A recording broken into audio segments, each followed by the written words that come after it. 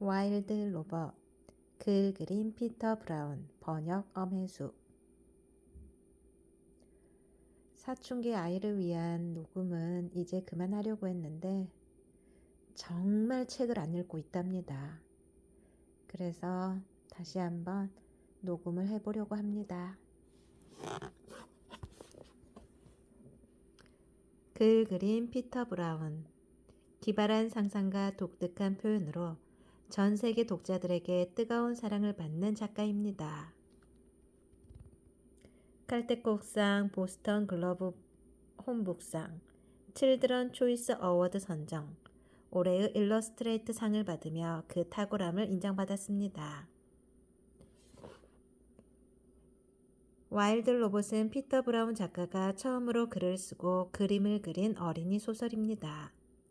하지만 이 매력적이고 사랑스러운 책은 어른 독자들도 사로잡았습니다. 야생의 섬에서 생존해야 할 로봇 로즈의 감동 어린 이야기에 자연과 기술에 대한 따뜻한 메시지를 담아 사려 깊게 전달하고 있기 때문입니다. 이 책으로 베스트셀러 작가로 자리매김한 작가는 독자들과 즐겁게 소통하면서 행복한 이야기 세상을 만들어갑니다. 대표 작품 와일드 로봇, 와일드 로봇의 탈출, 와일드 로봇의 보호, 하늘을 나는 도도, 나랑 친구하자, 호기심 정원, 호랑이 씨 숲으로 가다, 선생님은 몬스터. 대표 그림 작품은 오싹오싹 팬티, 오싹오싹 당근.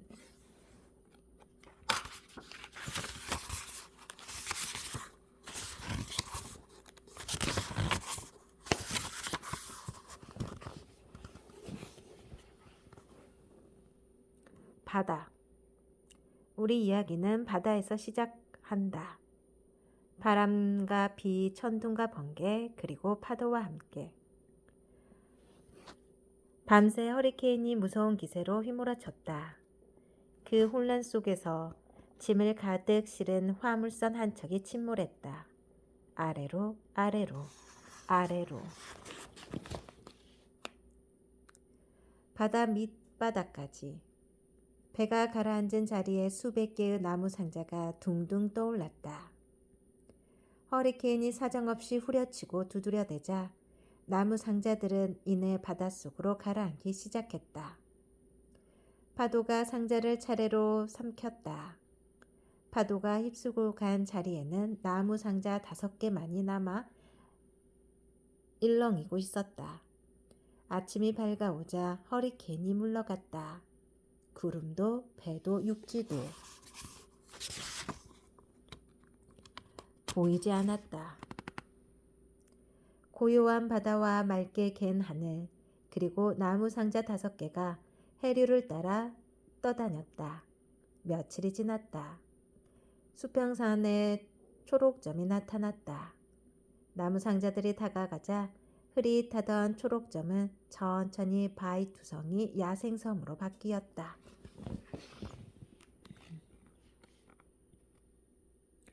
독자 여러분, 내가 말하지 않는 게 있다. 나무 상자 속에 꽁꽁 쌓여 있는 것은 신제품 로봇이었다. 폭풍에 휩쓸리기 전 화물선은 수백 개나 되는 로봇을 운반 중이었다. 로봇은 지금 5개밖에 남지 않았다. 아니, 정확히 말하자면 4개가 남았다. 첫 번째 나무 상자가 바위에 부딪히면서 안에 있던 로봇이 부서졌기 때문이다. 다음 나무 상자도 똑같은 일을 당했다. 상자는 바위에 부딪혔고 로봇 부품들이 사방으로 날아갔다. 다음 상자도 그리고 그 다음 상자도 마찬가지였다.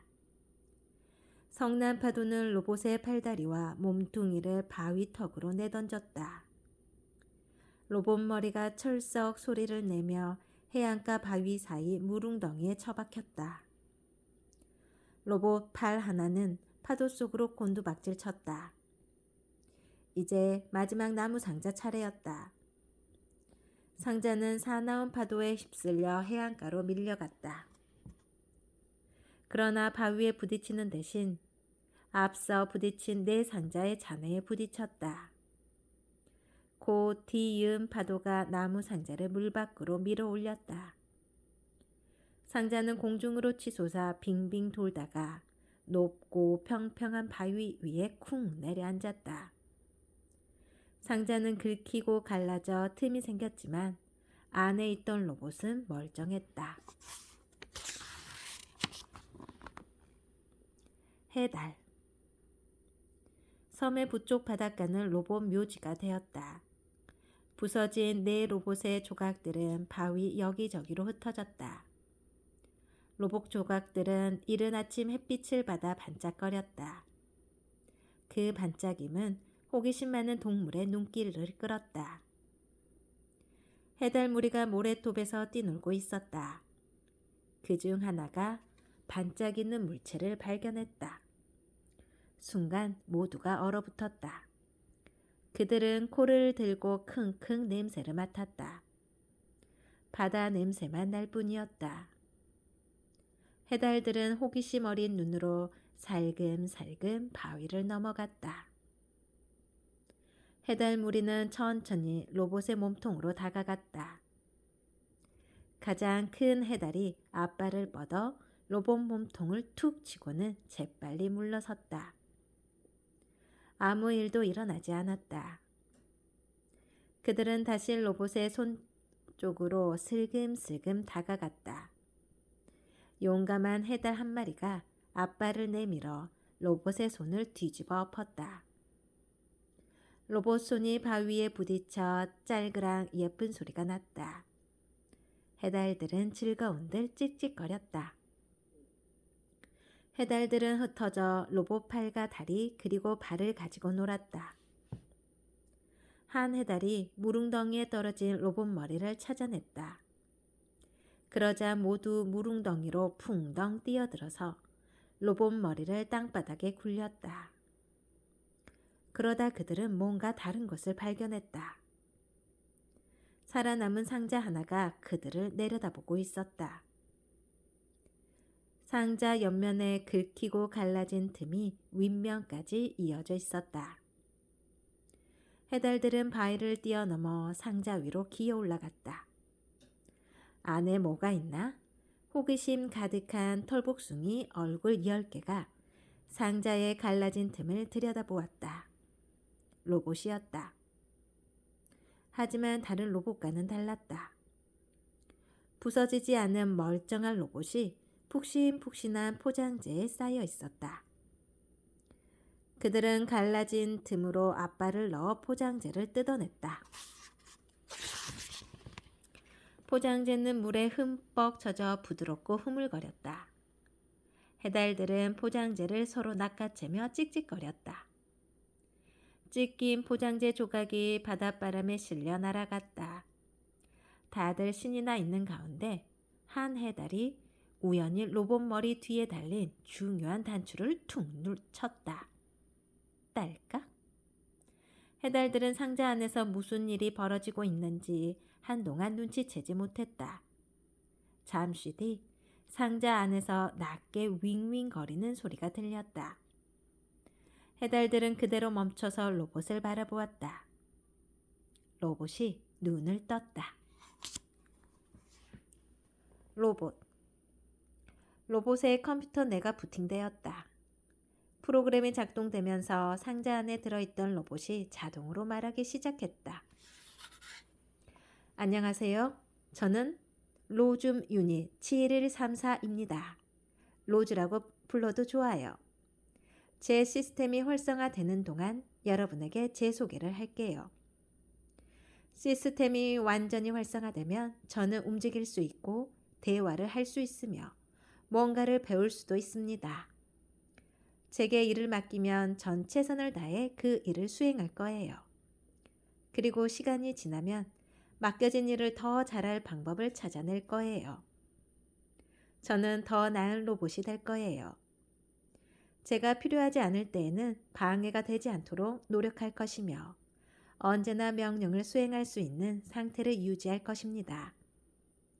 기다려 주셔서 고맙습니다. 저는 이제 완전히 활성화되었습니다.